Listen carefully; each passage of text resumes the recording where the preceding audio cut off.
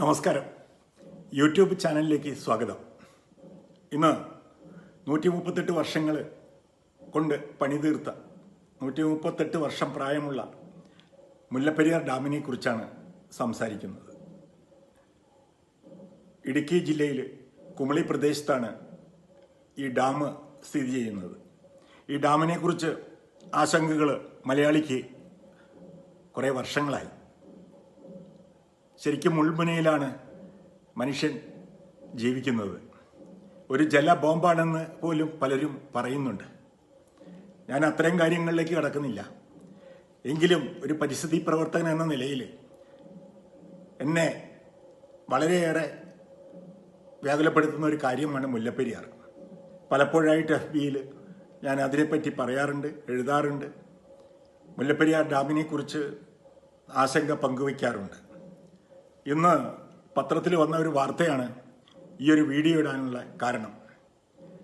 Supreme കോടതി പറഞ്ഞിരിക്കുന്നത് ആകാശം പൊട്ടി വീഴും എന്ന് പറയുന്നത് പോലെയാണ് മുല്ലപ്പെരിയാർ ഡാം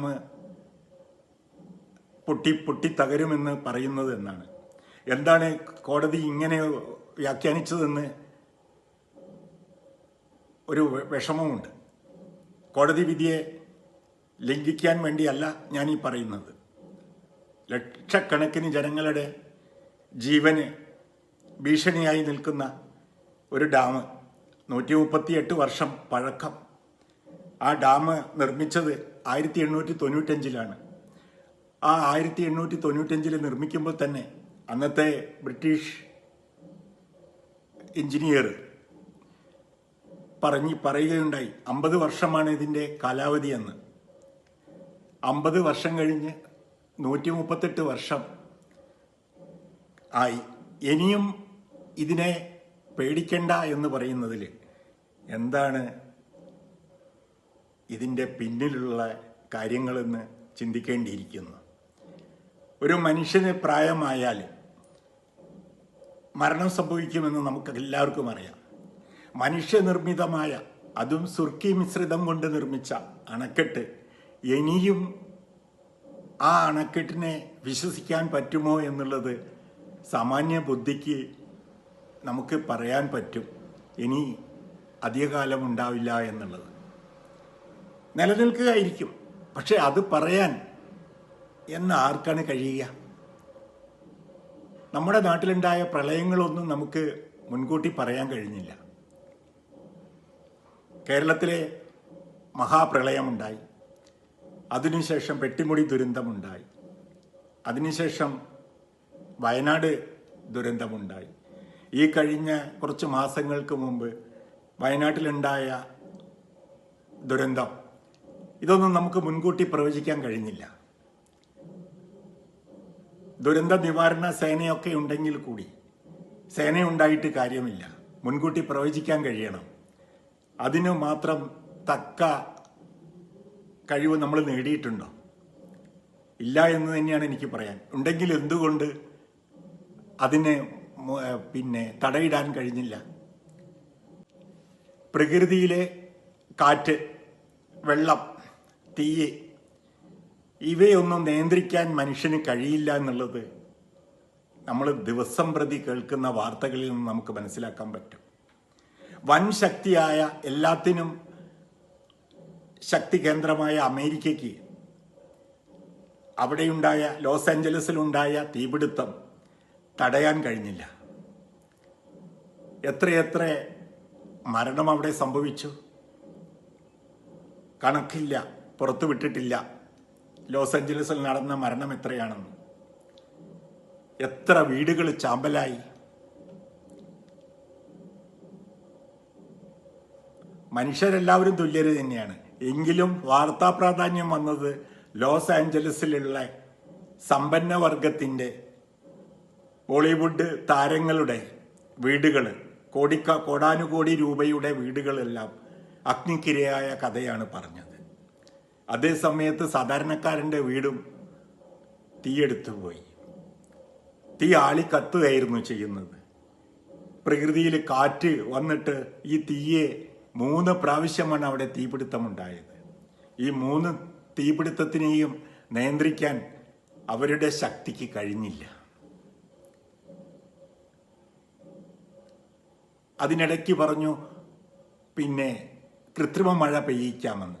കൃത്രിമ മഴ പെയ്യിക്കാൻ പറ്റുമെങ്കിൽ അവർ ചെയ്യുമായിരുന്നു. ചൂടുള്ള സമയത്ത് മേഘമുണ്ടെങ്കിൽ മാത്രമേ കൃത്രിമ മഴ പെയ്യിക്കാൻ കഴിയുള്ളൂ, അല്ലാതെ മഴ പെയ്യിക്കാൻ കഴിയില്ല. ചൂടുവായു മേലോട്ട് പോയി മേഘങ്ങളില്ലാതെ ആയപ്പോൾ മഴ പെയ്യിക്കാൻ കഴിഞ്ഞില്ല. അല്ലെങ്കിൽ അവരതെല്ലാം ചെയ്യില്ലേ? ഹെലികോപ്റ്ററിലും പ്ലെയിനിലൊക്കെ വെള്ളം കൊണ്ടുപോയി തീ കെടുത്തുകയാണ് ചെയ്തത്. മറ്റു മാർഗങ്ങളൊന്നും ഉണ്ടായിരുന്നില്ല. എത്രയെത്ര ജീവജാലങ്ങൾ, എണ്ണിയാലൊടുങ്ങാത്ത ജീവജാലങ്ങൾ, മനുഷ്യർ എല്ലാം കത്തിച്ചാമ്പലായി. തീക്ക് മുന്നിൽ നമ്മുടെ എല്ലാ ടെക്നോളജിയും അടിയറവ് പറയേണ്ടി വന്നു. മുൻകൂട്ടി പ്രവചിക്കാൻ പറ്റാത്ത കാര്യങ്ങളാണ് തീ, കാറ്റ്, വെള്ളം. ഇവ ഏത് സമയത്താണ് നമ്മളെ ആക്രമിക്കുക എന്ന് നമുക്ക് പറയാൻ പറ്റില്ല. അതുപോലെയാണ് ഡാമിൻ്റെ കഥയും. 50 കൊല്ലം ആയുസ് പറഞ്ഞ ഡാം 138 വർഷം കഴിഞ്ഞിട്ടും ഇനിയും അവിടെ നിലനിൽക്കുമെന്ന് പറയുന്നതിൽ പൊരുത്തക്കേടുകളില്ലേ? നമുക്ക് ഉദാഹരണങ്ങളുണ്ട്.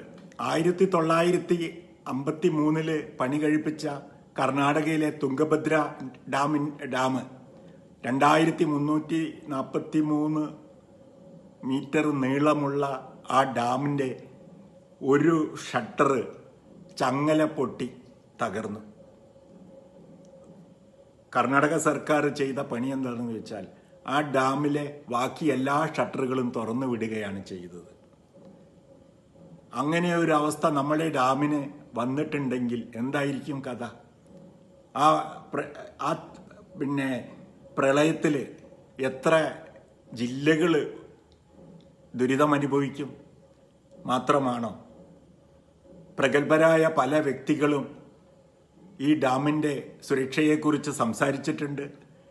ഈ ഡാമിന് എന്തെങ്കിലും സംഭവിച്ചു കഴിഞ്ഞാൽ അതിൻ്റെ പ്രത്യാഘാതം എന്തൊക്കെയാണെന്ന് നമുക്ക് പറയാൻ പറ്റില്ല. ഏറ്റവും വലുത് മനുഷ്യജീവൻ തന്നെയാണ്.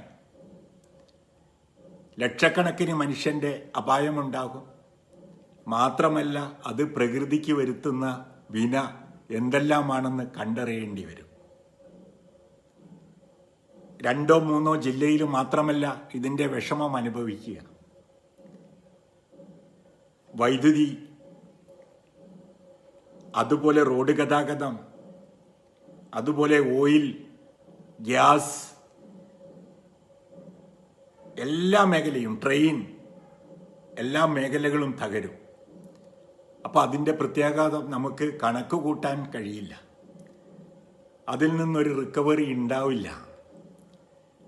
മനുഷ്യൻ മരിച്ചു പോയതിനു ശേഷം ഒരു ഉന്നത പഠനം നടത്തിയതുകൊണ്ട് കാര്യമില്ല. വയനാട് ദുരന്തത്തിൽ അകപ്പെട്ടിട്ട മനുഷ്യർ എത്ര പേരുണ്ടെന്ന് പോലും നമുക്ക് ഇന്ന് വരെ അറിയാൻ കഴിഞ്ഞിട്ടില്ല. പലരെയും കാണാതെ പോയിട്ടുണ്ട്. എത്ര പേര് നമ്മളിൽ നിന്ന് നഷ്ടപ്പെട്ടു പോയി, അവരെപ്പറ്റി ഒരു വിവരവുമില്ല. അവരുടെ ജഡം പോലും കാണാൻ കഴിഞ്ഞിട്ടില്ല, കണ്ടെത്താൻ കഴിഞ്ഞിട്ടില്ല. ആ ദുരന്തത്തിൻ്റെ ബാക്കി പത്രം വയനാട്ടുകാർ അനുഭവിച്ചു കൊണ്ടിരിക്കുകയാണ് ഇപ്പോൾ. ആ പ്രദേശത്ത് കിണറുകളിലെ വെള്ളമെല്ലാം വറ്റി കുടിവെള്ളത്തിന് വിഷമം അനുഭവപ്പെട്ടുകൊണ്ടിരിക്കുകയാണ്. വയനാട് ജില്ലയിലുണ്ടായ ദുരന്തത്തിലെ ആ പ്രദേശങ്ങളിൽ കുടിവെള്ളം ഇല്ലാതായി തീർന്നിരിക്കുകയാണ്. ഒരു മഴ കൊണ്ട് മാത്രമായിരുന്നില്ല അവിടെ ഈ ജലപ്രവാഹം ഉണ്ടായത്, ഉരുൾപൊട്ടലുണ്ടായത്.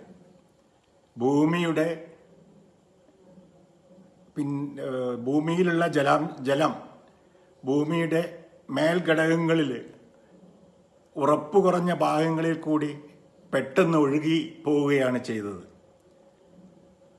പലരും പറഞ്ഞു ആദ്യം ഉരുൾപൊട്ടി വന്നു, ആ വെള്ളം തടഞ്ഞു നിന്നു, അതിനുശേഷം അത് പൊട്ടി താഴെ വന്നു, അതിനുശേഷം അത് പൊട്ടി വന്നു. ഒന്നുമല്ല, ഒരൊറ്റ പ്രളയം തന്നെയായിരുന്നു ഉണ്ടായത്. അല്ലെങ്കിൽ ഇത്രയും വീതിയിലെ മണ്ണെടുത്ത് പോകില്ലായിരുന്നു, ഇത്രയും ആഴത്തിൽ മണ്ണെടുത്ത് പോകില്ലായിരുന്നു, ഇത്രയും ഉറപ്പുള്ള കെട്ടിടങ്ങളും പാറകളും നീക്കാൻ വീടുകളുടെ അവശിഷ്ടങ്ങൾ പോലും കാണാത്ത തരത്തിൽ ആ കുത്തൊഴുക്കിൽ കിലോമീറ്ററുകൾ ഇപ്പുറം മലപ്പുറം ജില്ലയിലെ ചാലിയാറിൽ വെച്ചിട്ടാണ് ചില ശവശരീരങ്ങൾ മുളങ്കൂട്ടത്തിലും മരങ്ങളിലും പുഴയിൽ അരികിൽ തങ്ങി നിന്നിട്ട് നമുക്ക് കിട്ടിയത്. അപ്പോൾ ആ ജലപ്രവാഹത്തിൻ്റെ ശക്തി എത്രമായിരിക്കും? ആ ജലപ്രവാഹത്തെ, ആ പെട്ടെന്നുണ്ടായ ഒരു സെക്കൻഡിൽ സംഭവിച്ച ആ ഒരു ജലപ്രവാഹത്തെ നമുക്ക് മുൻകൂട്ടി കണ്ടെത്താൻ കഴിഞ്ഞില്ല. ഞാൻ കാലിഫോർണിയയിലെ സംഗതി വെച്ച് തന്നെ പറയട്ടെ, ഇത്രയും സന്നാഹങ്ങളുള്ള അമേരിക്കയ്ക്ക് പോലും തീയിൻ്റെ മുന്നിൽ അടിയറവ് പറയേണ്ടി വന്നു. മനുഷ്യനിർമ്മിതമായ എല്ലാ കാര്യങ്ങളും എത്ര കാലം നിലനിൽക്കും, അതിൻ്റെ ആയുസ് എത്രയുണ്ട് എന്ന് നമുക്ക് പറയാൻ പറ്റില്ല. ഒരു ഭൂമി കുലുക്കം, ഒരു കൊടുങ്കാറ്റ്, ഒരു മഹാമഴ, ഇത് മൂന്നും ഇതിൻ്റെ കൂടെ കാറ്റും കൂടി വന്നു കഴിഞ്ഞാൽ മനുഷ്യവംശത്തെ മുഴുവൻ ഇല്ലായ്മ ചെയ്യാൻ പ്രകൃതിക്ക് കഴിയും. ഈ പ്രകൃതിയുടെ ചില മാറ്റങ്ങൾ, കാലാവസ്ഥാ വ്യതിയാനം എന്നൊക്കെ നമ്മൾ പറയുമെങ്കിൽ കൂടി, കാലാവസ്ഥാ പ്രവചനങ്ങൾ നമ്മൾ നടത്തുന്നുണ്ടെങ്കിൽ കൂടി, ഒരു അഗ്നിബാധയെക്കുറിച്ചോ ഒരു കൊടുങ്കാറ്റിനെക്കുറിച്ചോ ഒരു പ്രളയത്തെക്കുറിച്ചോ ഒരു പേമാരിയെക്കുറിച്ചോ മുൻകൂട്ടി പ്രവചിക്കാൻ നമുക്ക് കഴിഞ്ഞിട്ടില്ല. അതിനു മാത്രം നമ്മൾ എത്തിയിട്ടില്ല. ഇനി ഉണ്ടെങ്കിൽ തന്നെ അതിന് പ്രതിവിധി എന്താണ്? അപ്പം നമ്മൾ കോടതി വിധിയെക്കുറിച്ചാണ് ഇന്ന് പറഞ്ഞു വന്നത്. മുല്ലപ്പെരിയാർ ഡാമിൻ്റെ പാട്ടക്കരാർ പുതുക്കുന്നതിനെ കുറിച്ചൊക്കെ സംസാരിച്ചു. ഇടുക്കിയിലുള്ള ജനങ്ങൾ തന്നെ ആശങ്കയാണ് അവരുടെ മനസ്സിലെല്ലാം. മുല്ലപ്പെരിയാർ ഡാം പുതിയതൊന്ന് നിർമ്മിക്കുക എന്ന ആവശ്യം ഉന്നയിച്ചുകൊണ്ട് ഇടുക്കിയിലെ ഒപ്പ് ശേഖരണങ്ങൾ നടത്തി. അത് ഐക്യരാഷ്ട്രസഭയുടെ കീഴിൽ ഹ്യൂമൻ റൈറ്റ്സ് കൗൺസിലിന് ഈ ഒപ്പ് ശേഖരണങ്ങൾ, നിവേദനങ്ങൾ കൊടുത്തിരിക്കുന്നു. അതെന്തുകൊണ്ടാണ്? ഈ ഡാമിൻ്റെ സുരക്ഷയെക്കുറിച്ചുള്ള പേടി തന്നെയാണ്. പേടിക്കാനുണ്ട്. ഈ ഡാമിലെ ജലനിരപ്പ് ഉയർത്തണമെന്നാണ് തമിഴ്നാട് ഇപ്പോഴും വാശി പിടിച്ചുകൊണ്ടിരിക്കുന്നത്. ഇത്രയും ബലക്ഷയമുള്ള ഈ ഡാം, അല്ലെങ്കിൽ ഇത്രയും കാലപ്പഴക്കമുള്ള ഡാമിൽ ഇനിയും ജലനിരപ്പ് ഉയർത്തിയാൽ അത് താങ്ങാൻ ഈ ഡാമിന് കഴിയുമോ? ഘട്ടഘട്ടമായി ജലനിരപ്പ് കുറച്ചു കൊണ്ടുവന്ന് ഇതിലെ ജലത്തെ കുറയ്ക്കുക, എങ്കിൽ മാത്രമേ കേരളത്തിന് രക്ഷയുള്ളൂ. ഇനി തമിഴ്നാടിന് വേണമെന്നുണ്ടെങ്കിൽ മറ്റൊരു ഡാം പണിത്, ഇതേ ഡാം നിൽക്കുന്നിടത്ത് എന്തായാലും പുതിയൊരു ഡാം പണിയാൻ കഴിയില്ല, ഒരിക്കലും കഴിയില്ല. പുതിയ ഡാം വേറെ എവിടെയെങ്കിലും നിർമ്മിക്കാൻ പറ്റുമോ എന്നുള്ളത് പഠന വിധേയമാക്കേണ്ട കാര്യമാണ്. എന്നാലും ലക്ഷോപലക്ഷം ജനങ്ങളുടെ ജീവൻ നിലനിർത്തണമെങ്കിൽ, അവരുടെ ആശങ്കകൾ ഇല്ലാതാക്കി മാറ്റണമെങ്കിൽ ഈ ജലവിധാനം കുറയ്ക്കുക തന്നെയേ മാർഗമുള്ളൂ. ഈ കോടതി വിധിയിൽ ജഡ്ജി പറഞ്ഞത്, ഞാൻ കുറേ വർഷം ആ ഡാമിൻ്റെ താഴെയായിട്ട് അല്ലെങ്കിൽ ആ പരിസരത്ത് താമസിച്ചിരുന്നു എന്നൊക്കെയാണ്. അദ്ദേഹം മാത്രമല്ലല്ലോ താമസിക്കുന്നത്, ലക്ഷക്കണക്കിന് ജനങ്ങൾ, കിലോമീറ്ററുകൾ കണക്കിന് ദൂരെയുള്ള ജനങ്ങൾ വരെ ഒരു നിമിഷത്തെ വെള്ളപ്പാച്ചിലിൽ തീർന്നു പോകാനുള്ളതേയുള്ളൂ. ആശങ്കകൾ അടിസ്ഥാനപ്പെടുത്തി മനുഷ്യൻ്റെ ആശങ്കകൾ തന്നെയാണല്ലോ ഭീതി എന്ന് പറയുന്നത്. അത് ജീവന് വേണ്ടിയുള്ള പോരാട്ടം അല്ലെങ്കിൽ ഭീതി എന്ന് പറയുന്നത് പേടി തന്നെയാണ്. വെള്ളത്തെ പേടിച്ചേ മതിയാകൂ. മനുഷ്യനിർമ്മിതിയായിട്ടുള്ള ഒരു സംഭവം 136 വർഷം പിന്നിട്ടു. ഇനിയും അത് കൂടുതൽ കാലം നിൽക്കുന്നുവെന്ന് പറയാൻ മനുഷ്യന് കഴിയില്ല. എങ്ങനെ പറയാൻ പറ്റും? ഒരു വലിയ മഹാപ്രളയം 2019 വന്നതുപോലുള്ള ഒരു പ്രളയകാലം വന്നു കഴിഞ്ഞാൽ ആ പ്രളയകാലത്തെ പിടിച്ചു നിർത്താൻ ഡാമിന് കഴിയുമോ?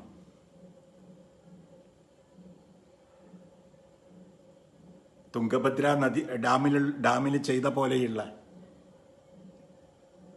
പെട്ടെന്നുള്ള കാര്യങ്ങൾ നമ്മൾ ചെയ്തേ മതിയാവുള്ളൂ. കർണാടക സർക്കാർ വേണ്ട രൂപത്തിലാണ് അത് തടയിട്ടത്.